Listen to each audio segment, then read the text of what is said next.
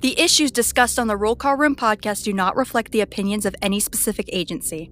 Any characters discussed on this show may be fictional for comedic value unless you're a shitbag Steve. This podcast is rated explicit and listener discretion is advised.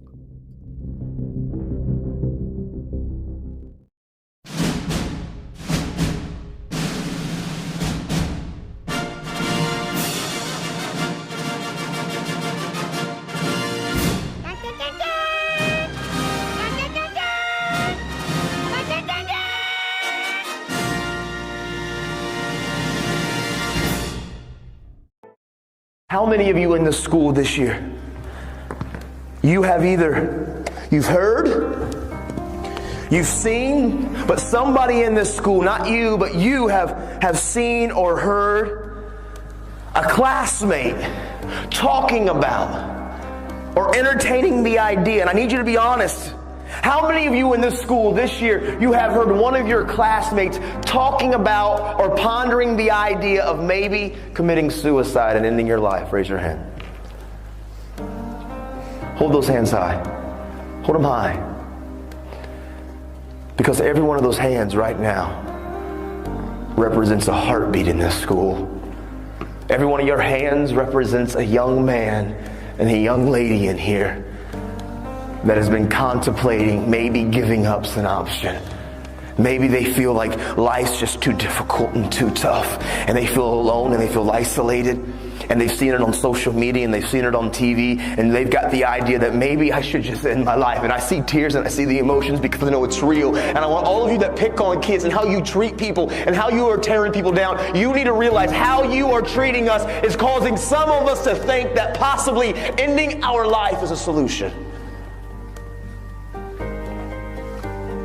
Your words hurt us. And you know what the truth is? A lot of you wear masks and you treat people a certain way. But the truth is you hide behind your mask because you probably have battled suicidal thoughts yourself. And so you mask it and you act like your skin's thick. But really on the inside, there's times you feel alone and feel abandoned. And I hear the tears, man. All of you listen to me, young men and young lady that's in this school right now. Any of you that have been contemplating and you've actually thought about maybe I should just end my life, I would be the very first one to look at you face to face and tell you very boldly but very matter-of-factly, don't you dare die.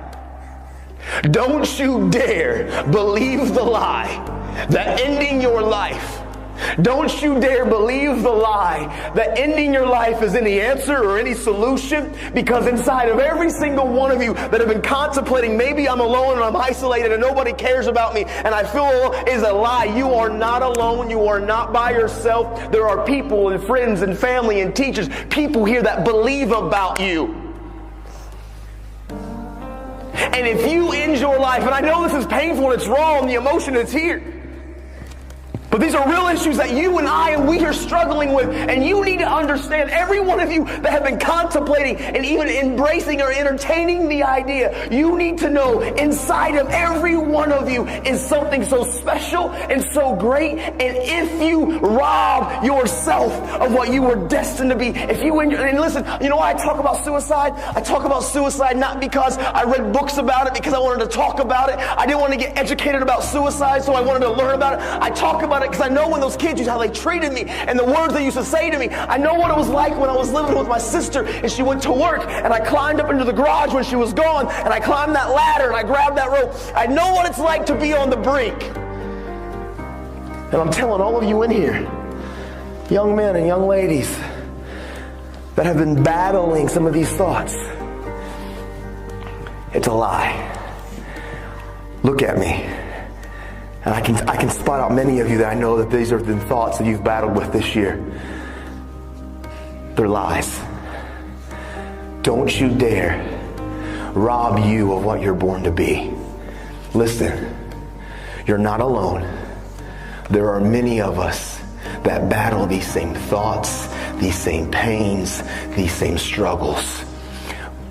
But inside of every one of you, I promise you, if you believe the lie and actually try to take your own life out, you're robbing this community, this school, your family, and you're robbing yourself of what you were destined to be. Because inside of all of you who are battling the ideas of giving up on life, you're robbing. Some of you are born to be doctors and scientists and teachers and entertainers and musicians and radiologists and social workers, counselors. Some of you are born and destined to do amazing things that can impact and change this world. And if you believe the lie and you let the life and the world try to take you out, you are robbing us of what you were born and destined to be. Listen, my little girl, I have a little girl that's 18 months. In the future, she could get sick and have some disease. And maybe you're the one that's born and destined to create the cure. And if you end your life and you rob us of what you were born to be, I need you. And those next to you need you. You're not alone. Don't believe those whispers and don't entertain those thoughts.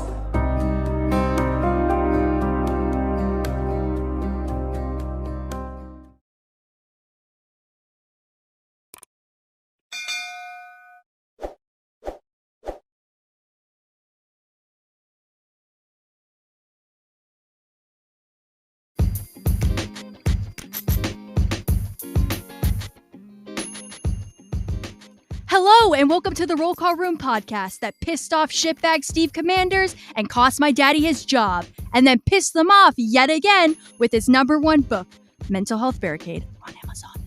And now your host, my Uncle Mike, and best-selling author, my daddy. Fuck you, Commanders. Up your ass.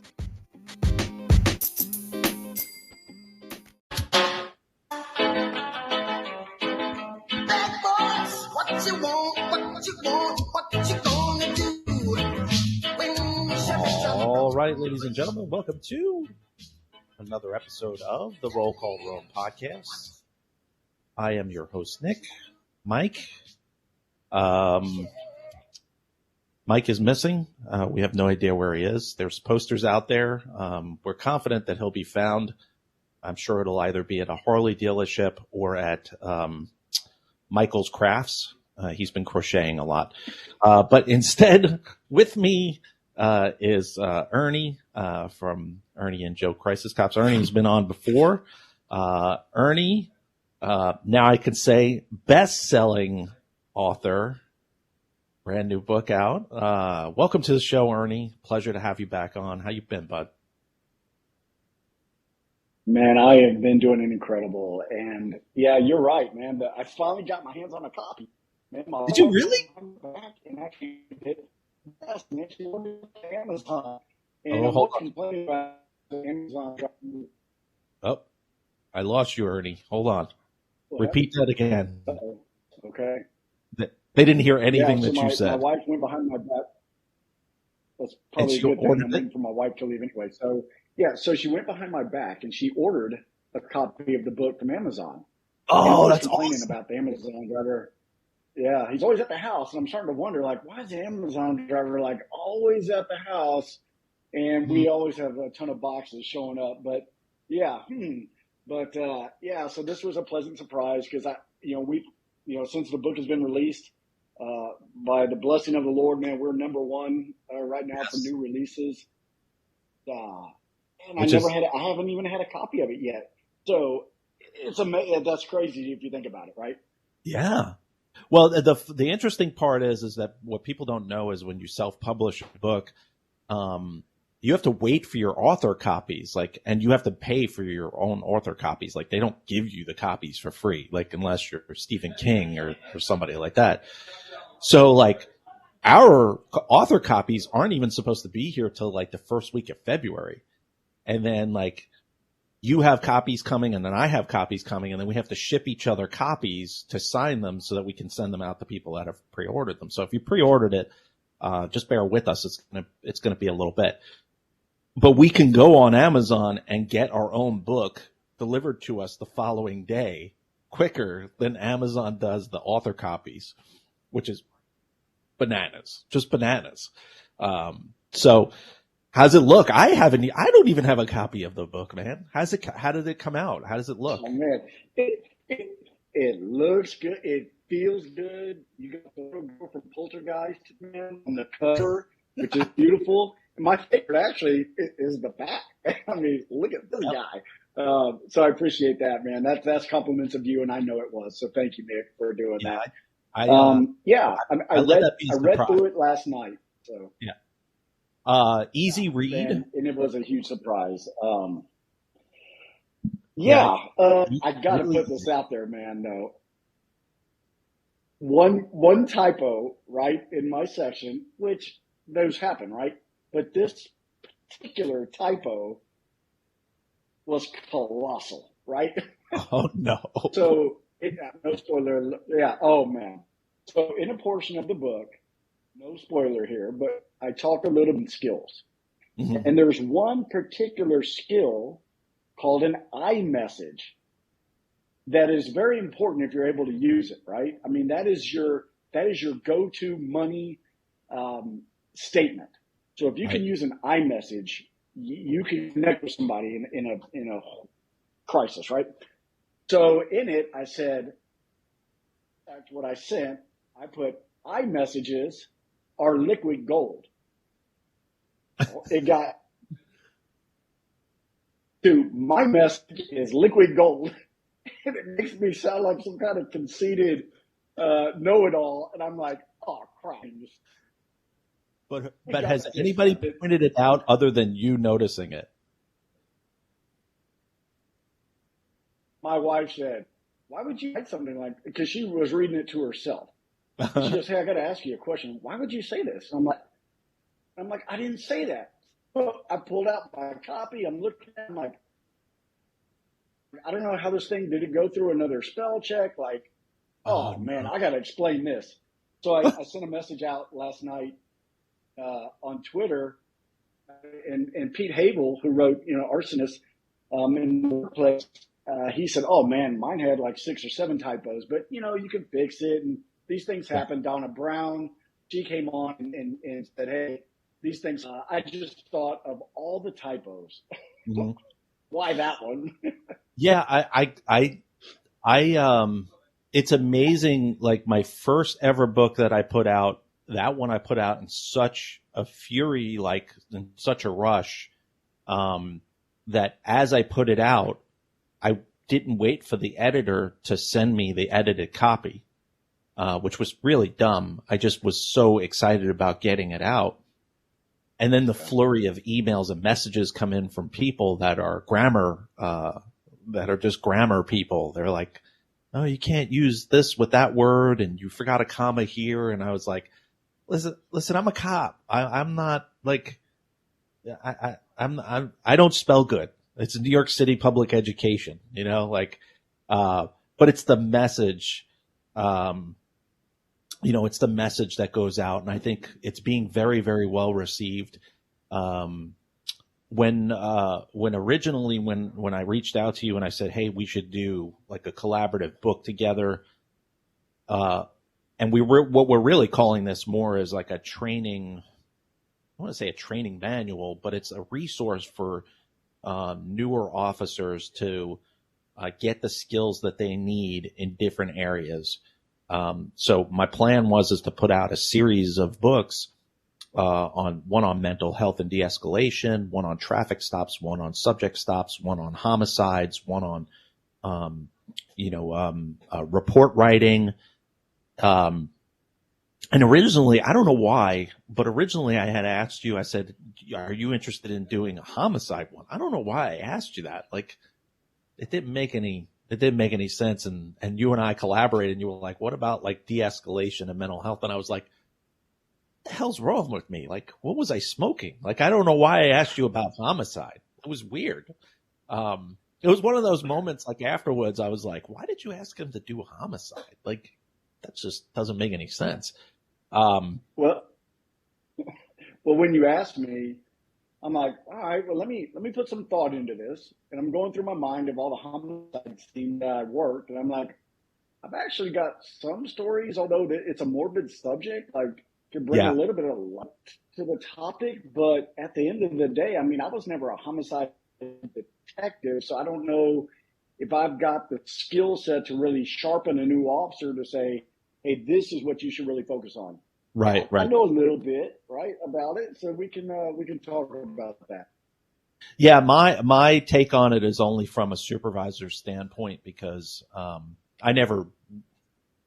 wasn't one of those guys that wanted to be a detective. I really wasn't. That wasn't the route that I wanted to go in. Mine was community policing, crime prevention, mental health, that kind of stuff. So for me, the one for homicide that I put to the back burner because I really want somebody to partner with that like did it, like can turn around and somebody that like was on the first 48 hours. That's all they live and breathe. They just do homicides.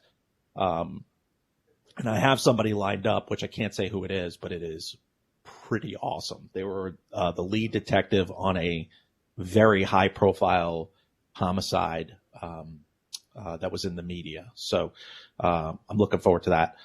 But back to the book that you and I did was it was unique because we collaborated with, you did your part and then I did my part, and then we just sent each other the parts.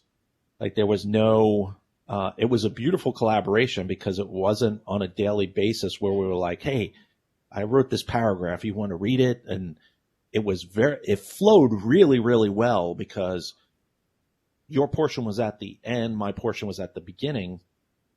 And it was good because, at least I think so. It was good because from my perspective on the mental health side, going through, taking, mental health medication and stuff like that, it really reinforced the stuff that you were talking about in your portion. And I think it's really good for the newer officers who are really in the academy or kind of getting pushed out of the academy very quickly. They're getting churned out very, very quickly to fill these huge deficits, on the street.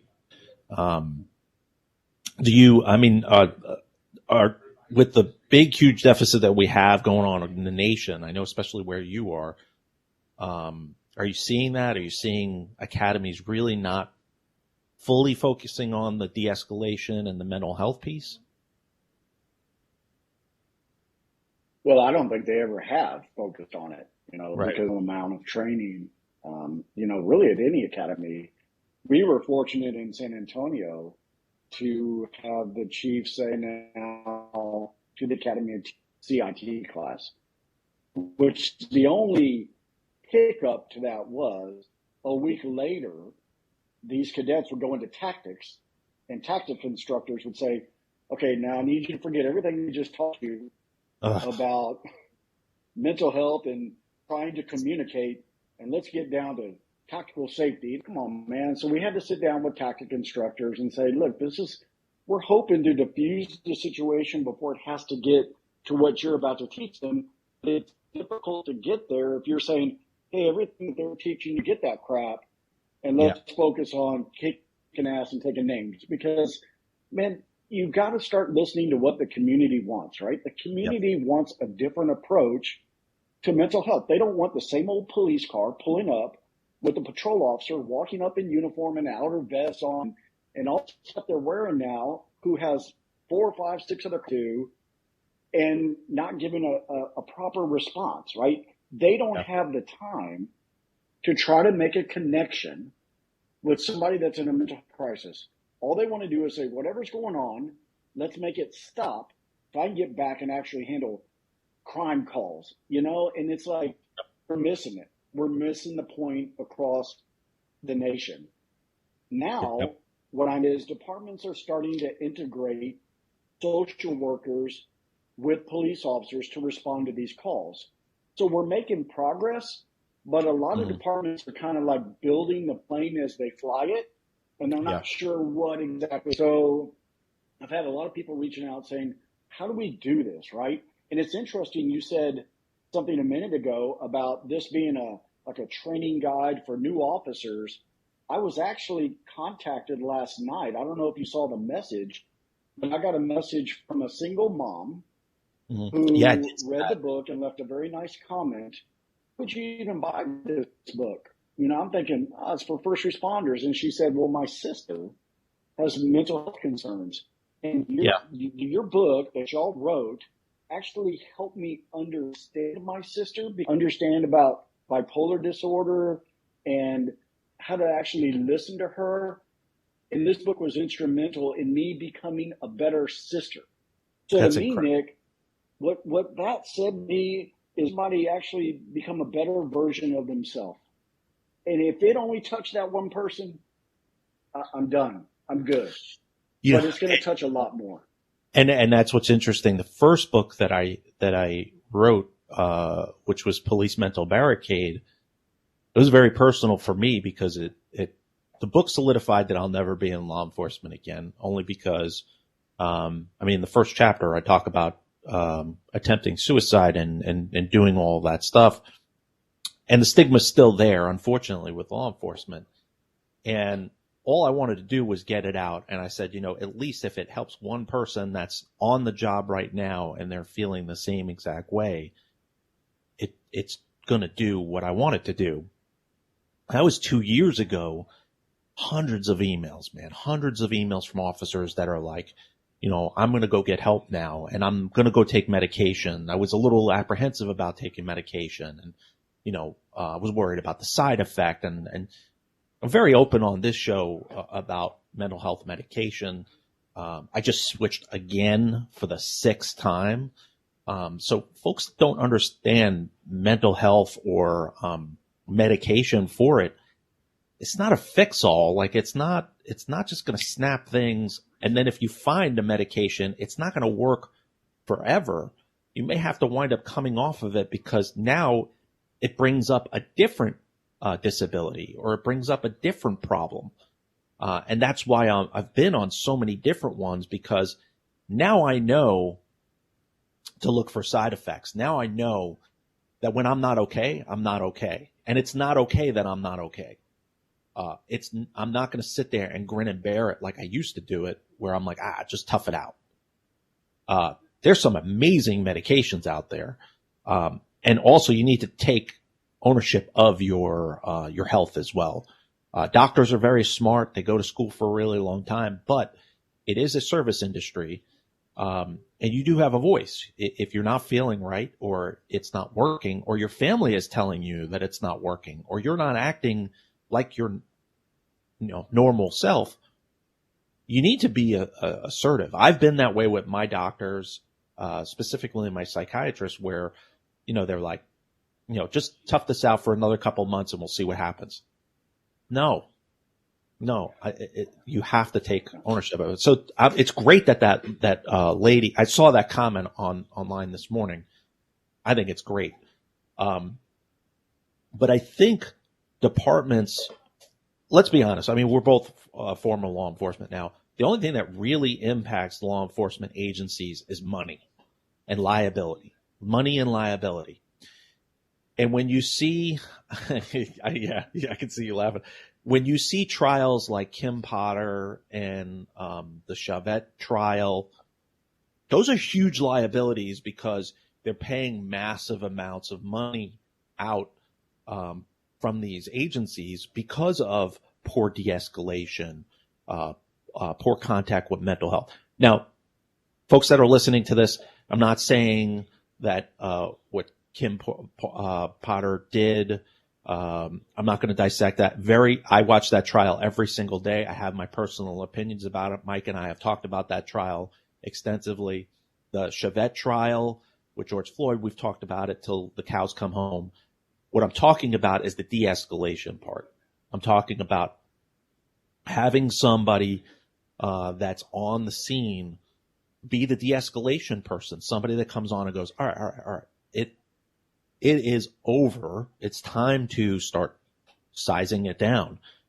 And we saw that in Florida. Did you see the video? You're shaking your head. Did you see the video of Yes. Yes. So those of you that didn't, I would encourage you to go on and watch that video. So just to describe it is, well, interesting. His name is Sergeant Police. is his real name Sergeant Police? Yeah, is that his name? That's what I saw online was Sergeant Police, who's been a officer for like 22. He came to the scene as a supervisor and poured gasoline on the fire. Yep. And a newer officer with only a few years on. 2 years. Yep. Difficult thing. Yeah. Did the most difficult thing a new officer can do. Mm-hmm. And to try to right a wrong. And you are dictating how the rest of your career is going to go. Mm-hmm. Had that not been caught on body camera and called out by the chief, because who knows? Yeah, who knows? So bless her heart, man, for doing the most difficult thing you can do and try to step in with one of your colleagues that is responsible for your safety. And a supervisor. And approve her evaluation. Yeah. Yeah. That's probably does her yearly evaluations and writes up commendations. You took that person on toe to toe. Doing is going beyond what needs to be done. Yeah. So yeah, you make a great point. Well, and Florida, and I didn't know this until I watched that video and read the articles. Florida had just passed a law where if you're a law enforcement officer and you're on scene and you do nothing during something like that, you are not only civilly but criminally liable for that. I don't know if it's Florida as a whole or the department or the jurisdiction that they were in, but it's something along the lines of like, it's kind of like when you drive a getaway car and in a robbery and somebody gets killed, especially in your state, the fry state of Texas. They'll fry you for that as being the getaway driver. It's now their policy, which is if you're on scene and something like that's going on, you do nothing, you're just as responsible. And I think that has to do with the George Floyd incident, which is you have now 3 officers that are going on trial this coming week that were just kind of standing around. 2 of them were rookies. 2 of them had under 3 months on the job. But it's tough to be that person that turns around and goes, all right, hold up, stop. And I've been on scenes myself as an officer where another officer has kind of come to me and said, hey, listen, you should go for a walk. And you have to be cognizant of that to be like, all right, yeah, if my fellow coworker is telling me that I'm up here and I need to be down here, I need to take that advice. And I feel for her. I really feel for her. And unfortunately, I think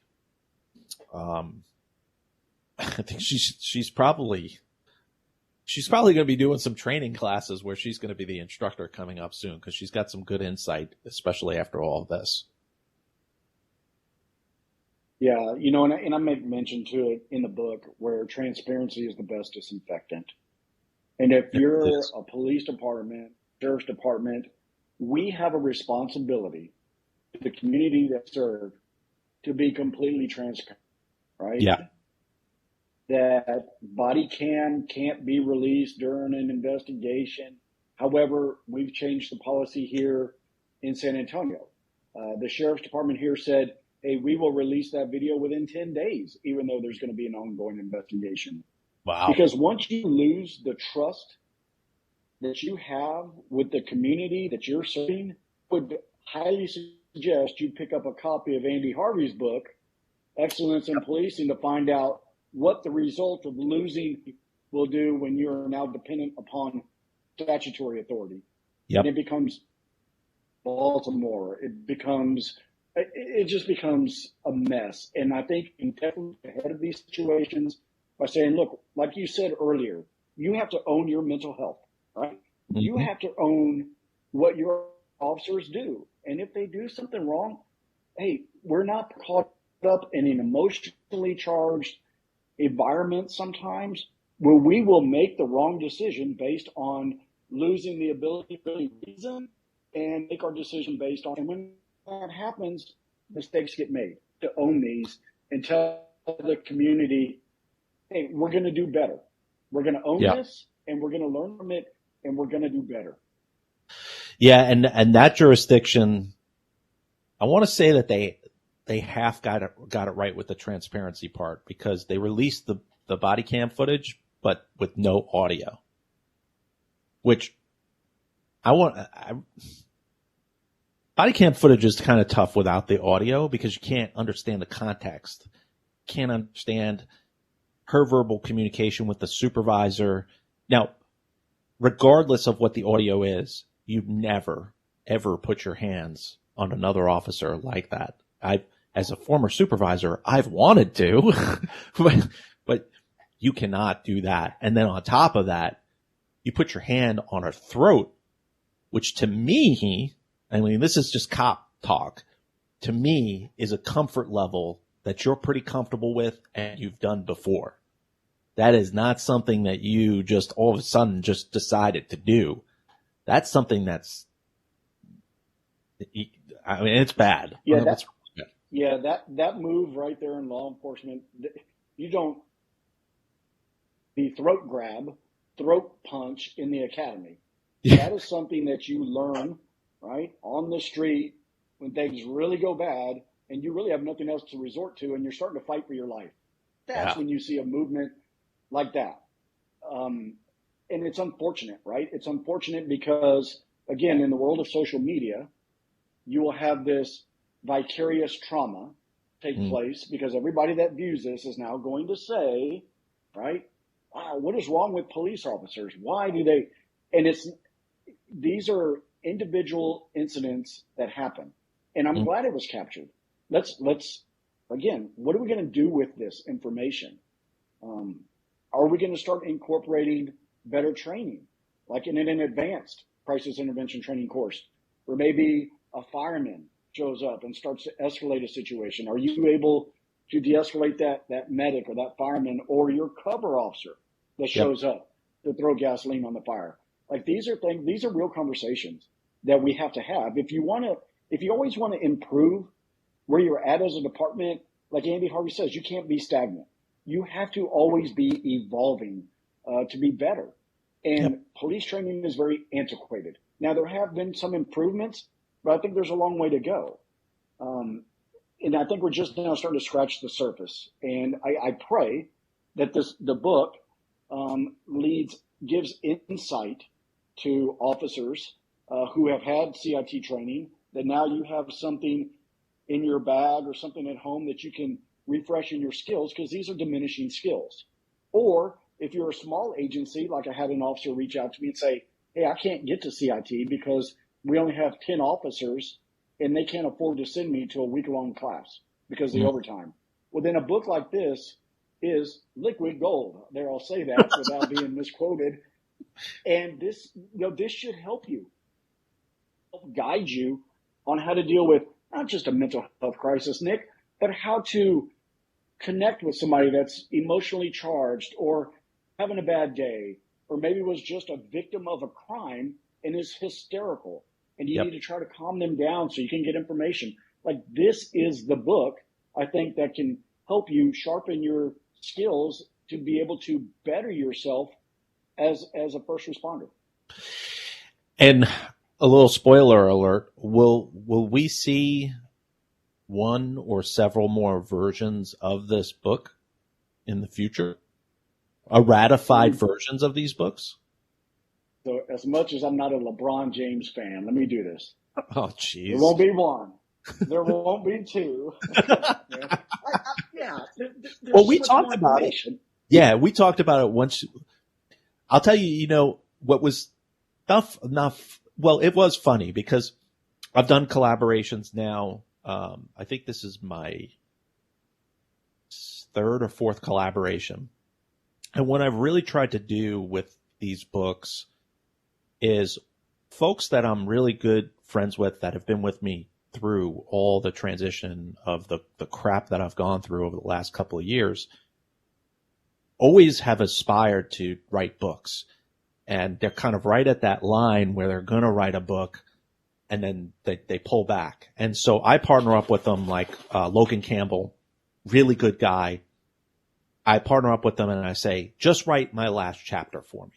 Just dabble your foot in the water and write my last chapter for me. I did it for my wife as well before she put her own book out. I said, write the last chapter for me. And it gets you comfortable.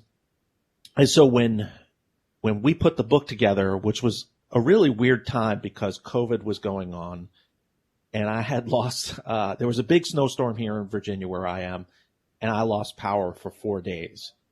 And those of you that have ever lost power, it sucks. But it's even worse if it goes on longer than a day. Because it's cold, my house was about 30, 35 degrees. I have cats. I don't know if you know this. I have cats that are naked. They have no hair. So they're cold. And they have to like warm up. And wood was very scarce. So we started burning furniture like in the house. It was almost like the Walking Dead scenario where I needed gas for my generator and my area was completely sold out of gas because everybody rushed to the gas stations. So I took off and I went to a gas station literally 15 miles away, but took me 4 hours to get there and back because the traffic was so bad from the snowstorm. I came back and my wife had burned a desk, chairs, stools. She just started burning, like, she just started having a fire. Like, it was just crazy. And then at the same time, I started to not feel well. And I chalked it up to, it's 35 degrees in my house. I'm freezing. And you and I were communicating with each other. And we were like, you know, we'll get this book wrapped up. So I would charge my laptop in the generator, like from the generator, and write this book. And I was communicating with you. I was like, hey, this might be a while because I have no power. And then the power came on after 4 days and my sickness was even worse. Like, it was like beyond anything I've ever had. So of course I took a COVID test and tested positive for COVID. And those of you that have not had it yet, I don't want to give a spoiler alert. It's terrible. I lost Ernie for a second. I left off, after I got my power back. I wasn't feeling really, like, it was really, really bad. And so I took an at-home COVID test and it popped positive. And so I messaged Ernie and I said, hey, I'm almost done with the book, but I have COVID, and I really don't feel well. And you've had it, right? Oh man, why don't you just HIPAA violate everything here? No. I had it damn near the same time you did. So you recovered a lot quicker. A couple of things to points to what you said was, it's amazing the amount of writing you can do when you have nothing else to do but think. But I'm listening to your story and I'm like, damn, like, that's brutal. But 1 year ago on Valentine's Day in Texas, we had the blizzard of Oz, right? I mean, Texas, it became like a glacier. I don't know how to explain it. Like, and you guys don't get snow. You don't get snow. No. So you guys weren't prepared with, you don't have winter San jackets. Antonio. Yeah. So you guys weren't even prepared. No, but I'm prepared now. My ass went out and bought an RV with a generator and a 40-gallon propane tank. I dare it to snow again. You're such a cop because now for me, I have, first of all, I'm from New York City. I don't know how to measure a wood order. Have you ever ordered wood before? It comes in yards. What are you talking about? Right, exactly. So you're me 2 weeks ago when I called up and I said, hey, I want to order wood for my fireplace to have it, and I'll put a tarp over it. And they were like, well, how many yards? I'm like, yards? They're like, yeah, you order it in yards.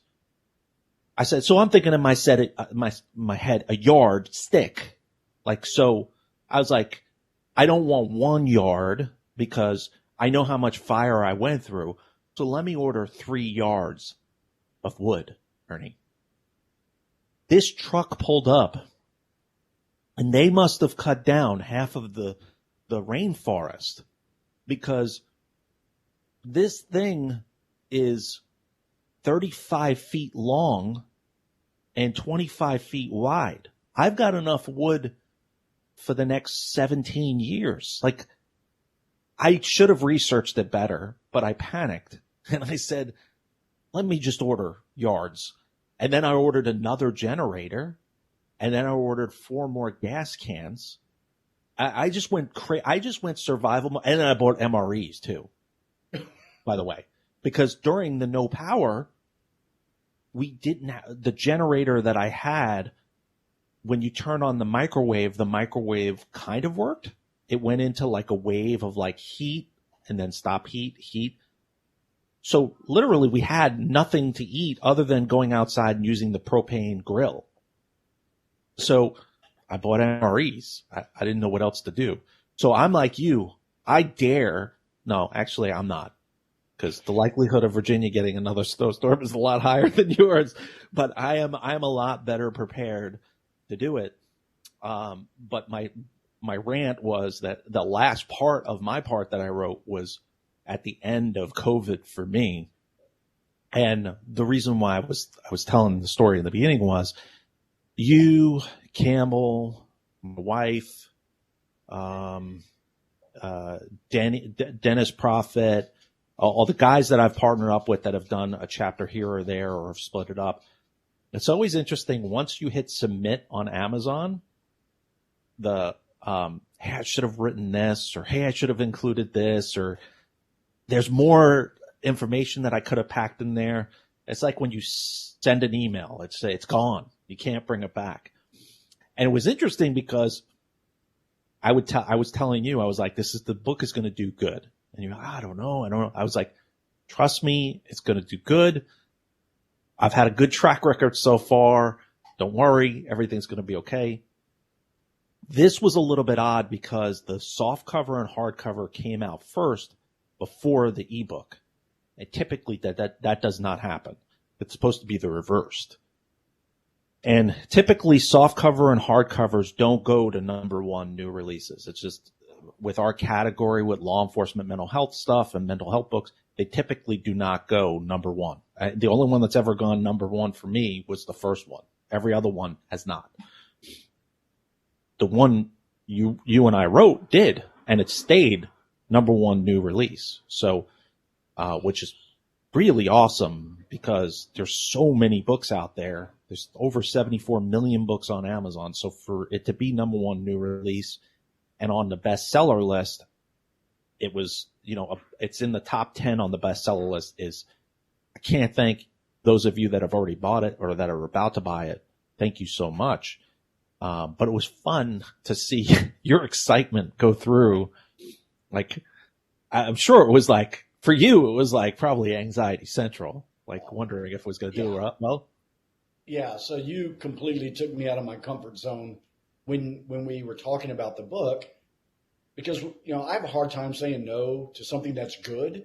And I knew this was good. Yeah. But my PhD is a post hole digger in the garage. Like I'm not that guy, right? So I'm like, you know what? If I say yes, then I'm committed. Yeah. I'm the pig for breakfast, right? I'm committed. I'm not the egg, man. The chicken's going to live another day. So I said, yeah, let's do this. And you're right. I think what's important for your listeners to know is we did not talk about, hey, what are you going to write? No, it was weird. I wrote and I said, I'm going to send it to you, and I hope I didn't step on your toes because I had no idea what you were going to talk about. And I think it's so important because we have different learned and life experiences that this book could have been so thick, right? Yes. But this is just a foundational book of information, right? So, I have had tremendous response on Twitter and LinkedIn. That's the only 2 platforms I'm on. I have no idea what it looks like on Facebook and Instagram. But from I'm being told, it's doing very well on social media across all platforms. So it's just, I am humbled. I am thankful to you, Nick, for taking me out of my, man, if I get emotional here, man, you're going to have to hang on. But I am extremely grateful of our friendship, number one. We go back years now. I am thankful that you even entrusted me to ask me to be a part of this project. I am humbled that you took a chance on me, knowing I've never written anything before, saying, let's do this. And the joy and the excitement that me and my family have experienced the last 72, I don't know, the book's been number one now for a while. I don't know how, I don't have the words to everyone who has supported this. I get messages. I answer, if anybody follows me on Twitter, I answer everybody. Like it takes a while, but I will sit there. Man. I will, yeah, man. You take the time to message me, I'm going to take the time to message you. It's courtesy. It's how it should be, right? But for you to do this and for the book to do well, it just means it's bigger than you and me, right? The message is bigger than you and me, which it should be. And it should be used to help officers, first responders, managers of sales businesses. I mean, it's a book on de-escalation, communication, understanding what sympathy and empathy is, and the importance of connection and compassion. And that has been missing in law enforcement for a long time.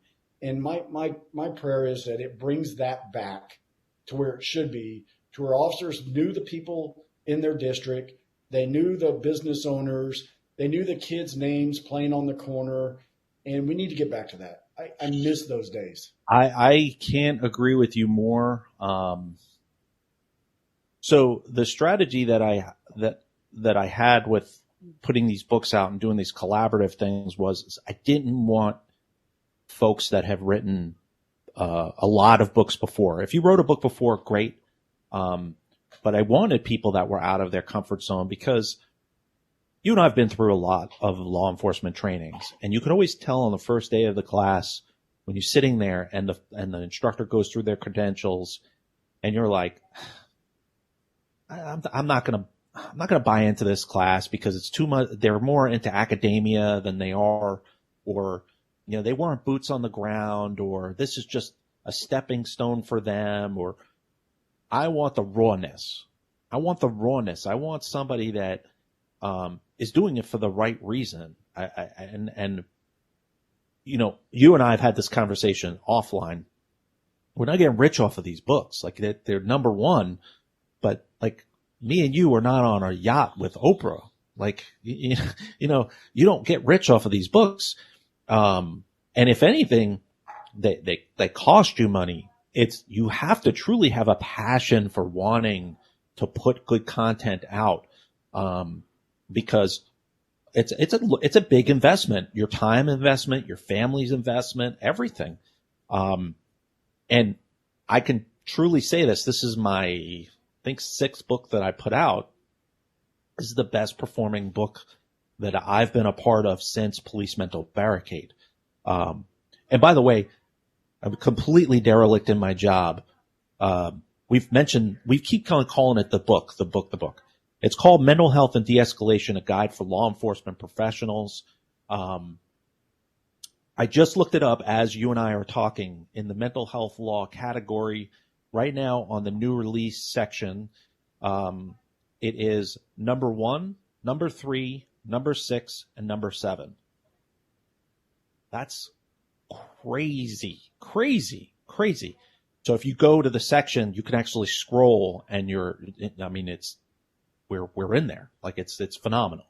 And again, from the bottom of my heart, I thank everybody that's bought it and that's about to buy it. And I thank you, because it's tough, man. It's tough to turn around and put yourself out there and not know, if one person is going to buy the thing.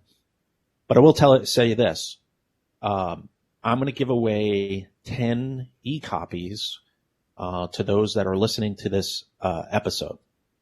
10 free e-copies. All you got to do is email me at nick@rollcallroom.com, and I will send you over an Amazon link for you to get the free Kindle version of the book. So that's 10 of them I'm going to give away. So get on it. I'm sure if it's over 10, I'll still send it. I don't know why I just cap it at 10 anyway. But if you're from Canada, unfortunately, it doesn't work. So you have to dig in the couch and find 99 cents and buy it on Amazon Canada, because they don't give me free stuff for Canada. I don't know why. But I got to look at my list because I write lists now, Ernie. All right. Yep, we talked about. So, in your opinion, your ear is low to the ground. Are we seeing command staff right now starting to take,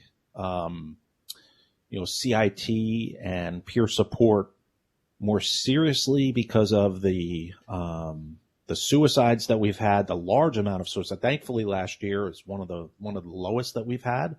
Are we seeing command staff or chiefs of police or sheriffs embracing it truly, or are they embracing it because it's a checkbox? That's always my fear, is that it's just a checkbox.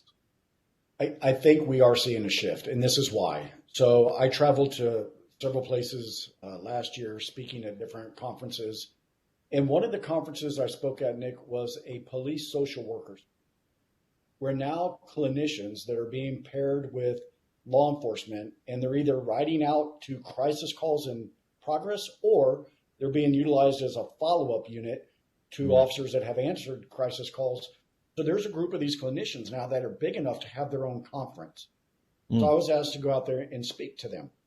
And the amount of police officers, supervisors, and a shout out to Chief Elliot Moya from the Elliott, Maine Police Department. He was there. They're pioneers out there now. The dinosaurs are starting to go extinct, and the new breed is coming up. And there is hope out there on the horizon. There's hope for behind the badge, and there's hope for community. And I think that is so important, because we are all in the community. This thin blue line, I get it. But if you draw a line, then that says, hey, somebody's on that side and somebody's on this side. We live in a community together. My daughter goes to school in the community. I shop for groceries in the community, right? The police officers out there patrol my street in my community. So we need to all start to understand that this is an important topic. Yep. And we are seeing a decrease in suicides, praise God. Yeah. We are seeing a different type of response to mental health crisis calls that are happening.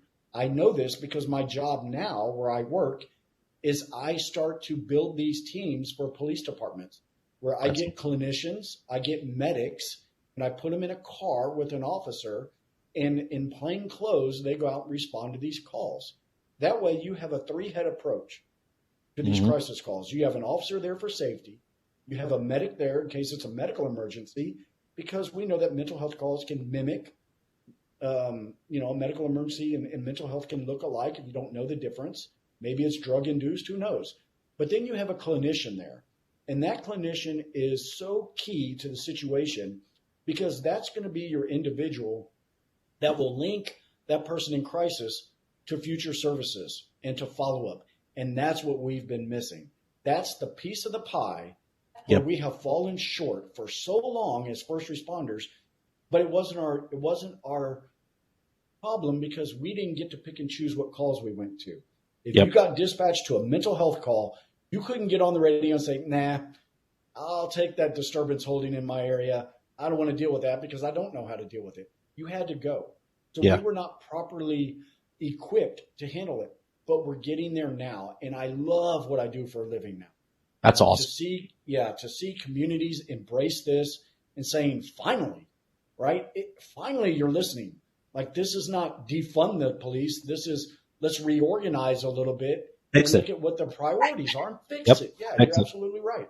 And I agree with you. I went to a conference down in Southern Virginia with your buddy, your counterpart over there, Joe, which was fun because he was before me. Like, he did his, and he's a phenomenal public speaker, which sucks for me because, and what gets even worse, I don't know if you know this, Ernie. So I go down to this conference, and I took my wife with me, It was my first time I was going to publicly speak about my first book and about suicide and stuff like that. So I was nervous.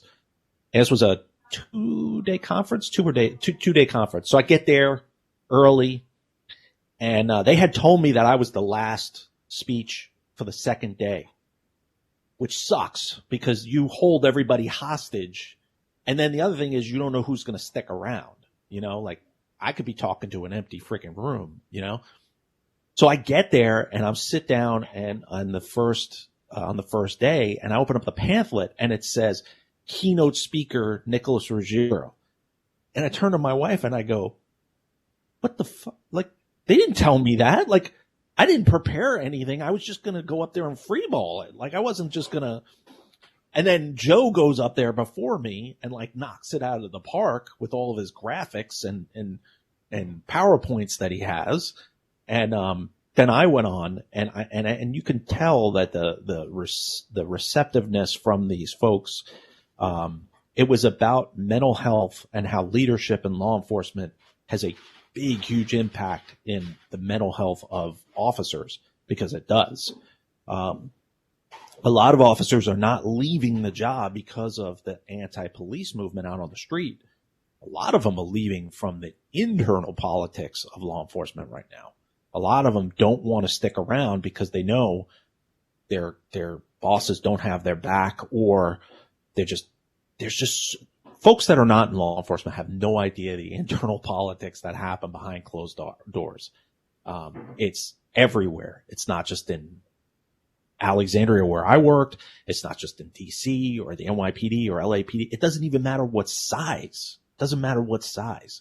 I live in a community that has their own private police department of 5 officers, and they just went through an inner turmoil where almost all of them are gone because they couldn't get along with each other. There's such infighting that they couldn't get along with each other. And it's a culture thing. And that's a book that I'm going to be writing with a former coworker of mine, Sam. Her and I are going to write a book together called Eating Our Own, Surviving Within Law Enforcement. And it's a book dedicated on staying away from those pitfalls and being a mentor, specifically female to female. And the reason why I picked her is because she was a female in law enforcement. She's part of the LGBTQ community, and females have a very, very tough time finding mentors that are other females. They tend to, once they get to a level of command staff or right around there, they don't help each other. They don't grab each other and elevate them up to that level. They're just like, well, I got here on my own. You're going to get here on your own. Sad. It's a very sad thing. And it's not just females. Guys do it too. So I'm not singling out females. So please don't send me too stuff. All right. I'm all for law enforcement, females in law enforcement. Went on another tangent, man. See, this is what happens when I get off my medication. Well, I got something to make you feel better about your experience speaking after Joe. Yeah. So about 10 years ago, I get asked to go out to Tulsa, Oklahoma. Voluntarily? No. The chief said, hey, I need you to go out there to Tulsa and just, I don't know, talk about CIT. And I'm like, okay. Like, free trip. I didn't even know what the conference was called. Never saw any white paper, like nothing, knew nothing. So I show up and I get to the hotel. They're like, hey, you're going to just speak tomorrow. I don't know, whatever time it was, 2 p.m, and then we'll have somebody close it down. I'm like, okay, no problem. So I show up a little bit early and I'm told, hey, we're going to change the schedule. And I'm still talking out in the hallway, haven't even been into the conference room.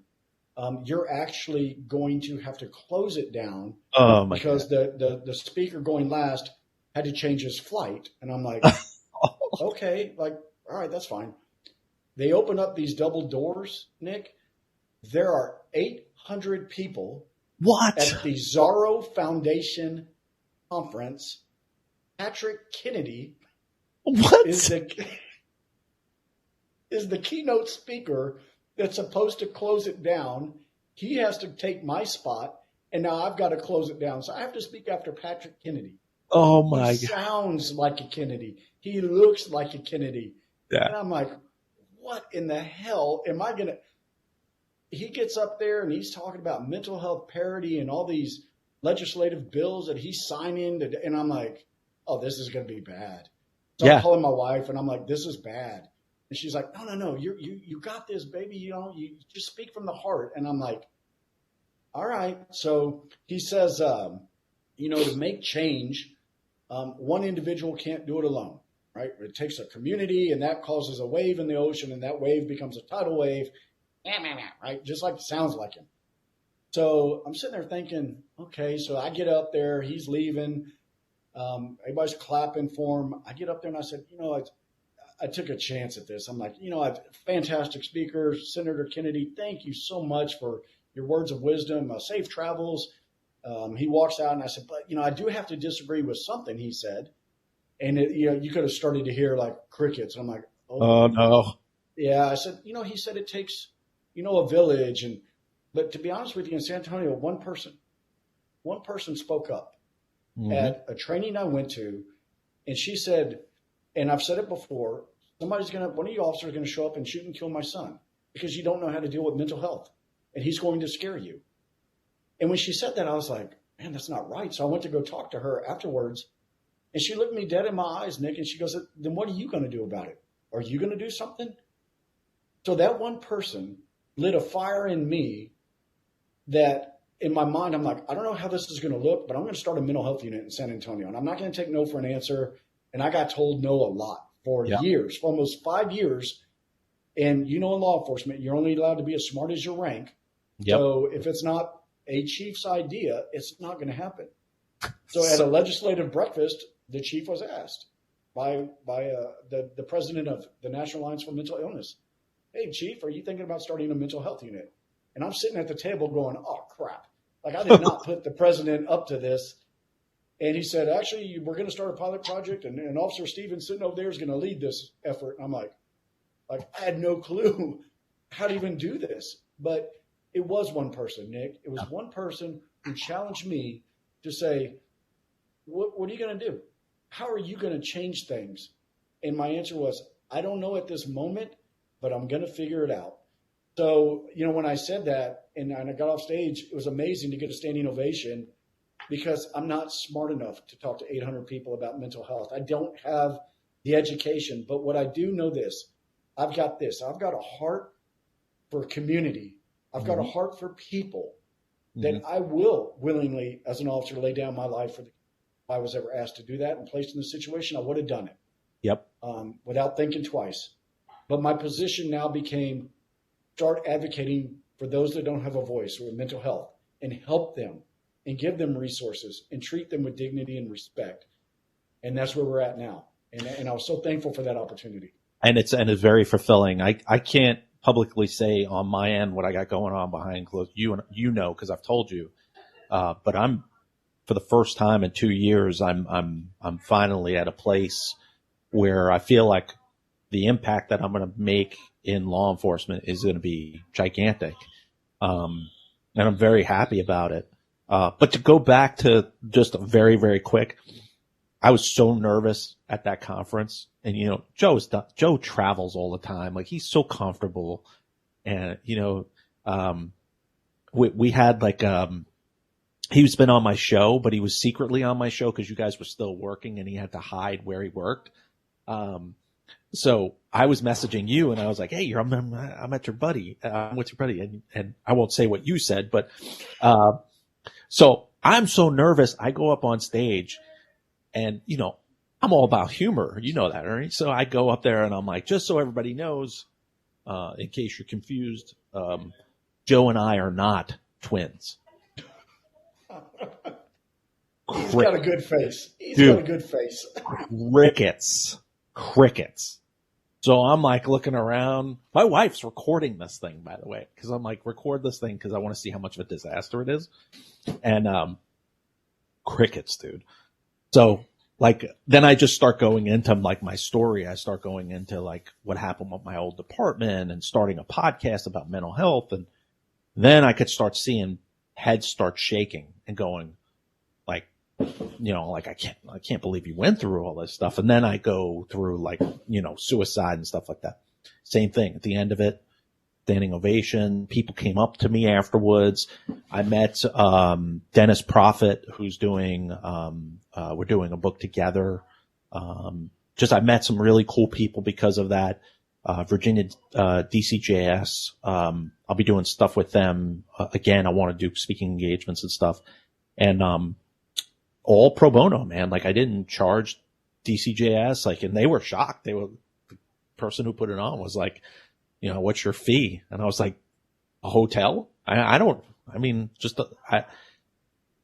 just enjoy doing it. I really, really enjoy doing what we do. I enjoy putting books out. I'm already thinking of new ideas for, version 2 of this book.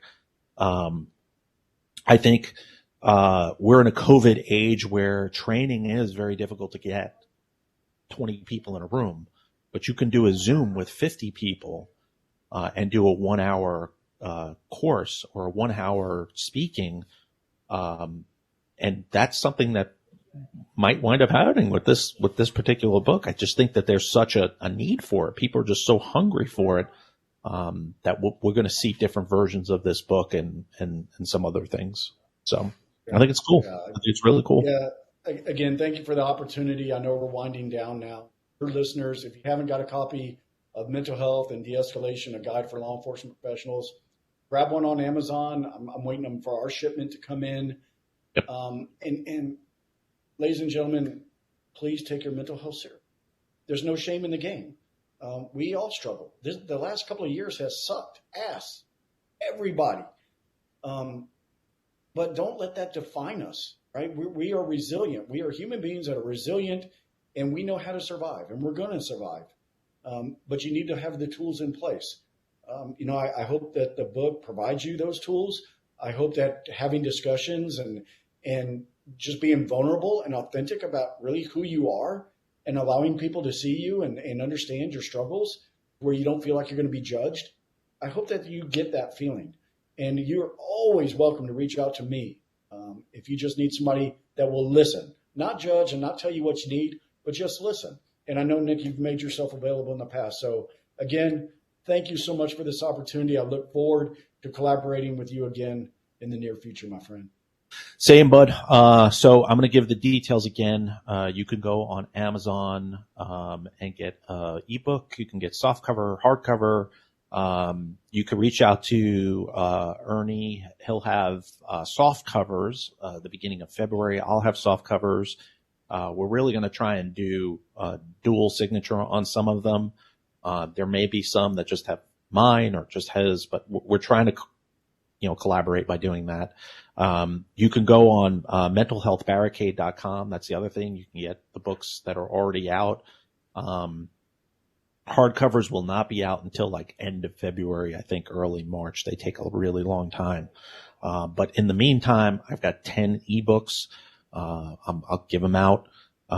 Email me at nick@rollcallroom.com and, we'll get them out to you. I'll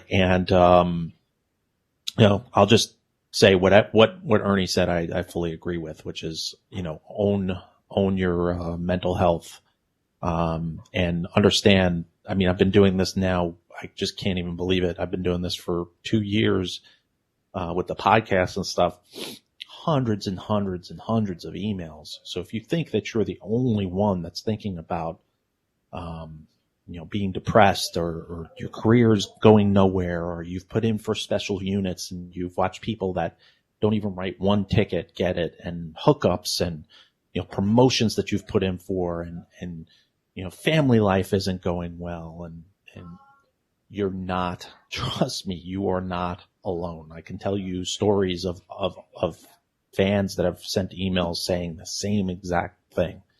And don't be afraid of medication. I have said it a million times. And I say that, which is, don't be afraid of medication, because you don't need to tell anybody that you're under medication ever, period. It's not something that you're required to divulge. So, which I was very naive about when I was going through my stuff. So, say that publicly. Ernie, it's been a pleasure. We're going to have to do this again. Maybe Mike, I know he's got a My Little Pony conference next week or something. So, we'll get him somehow on the show. But a pleasure, bud. I was stoked that you wanted to do it again, and let's keep them updated on how well the book does. All right. Will do, man. Thank you so much. All right, folks. Be safe out there. Take good care of each other, and as always, take it easy.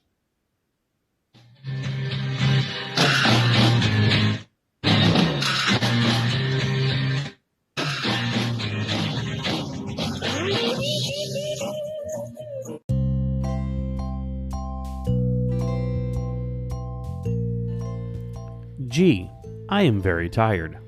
How tired are you? Very tired.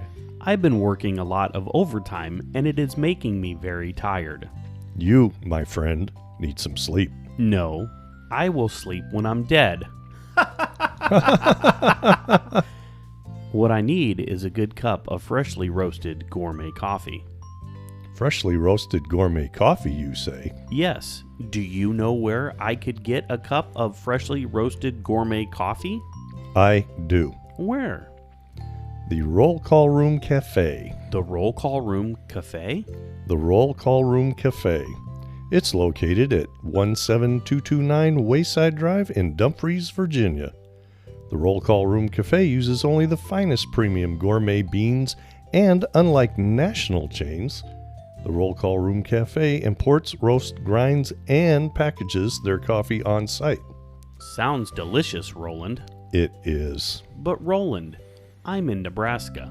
No problem there. You can order their coffee online at www.rollcallroomcafe.com. Rollcallroomcafe.com? Rollcallroomcafe.com.